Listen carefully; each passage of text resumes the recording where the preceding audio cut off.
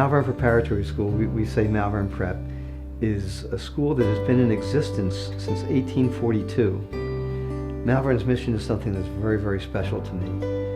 We encapsulate it with 3 words: truth, unity, and love. And we have now 650 students. That's the largest we've been in history.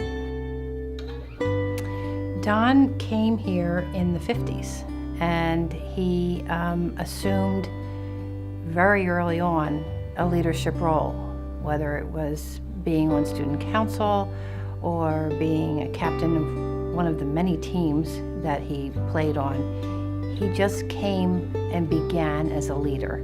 He obviously graduated, he went on to Dartmouth, and he was very grateful for his Malvern Prep education. At Malvern, it has been a growth experience except for one moment in its history, in our history. And that happened in the 1970s. The school was just in dire straits. So in the mid-1970s, Don O'Neill returned to Malvern.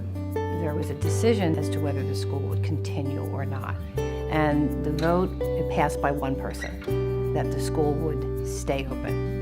And that's when Don, in order to right the ship, formalized the Board of Trustees, began a development committee, and formalized the Alumni Association. And they were the things that began the process of giving, began the process of input from the Malvern family.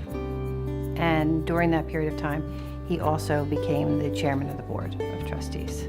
Then he left the board for many years, but never left Malvern. He was always here. I mean, here's a guy who had thousands of other things to do, but there he was, sleeves rolled up, just to make sure that the school survived.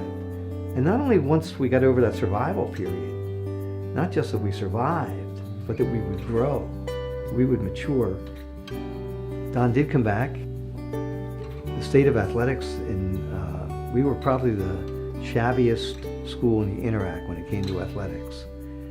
And although we had great fields, but it was the buildings that really were not adequate any longer. So we put together a building. It was more than just a little gym. It was what people talked about when they left the campus. So we went from the shabbiest athletic facility in the Interacademic League to the best. His sons didn't even go to Malvern because they didn't live here, but he wanted to further the opportunities for the boys at Malvern Prep. He speaks from his heart, and it's about the good of Malvern and what will become of Malvern.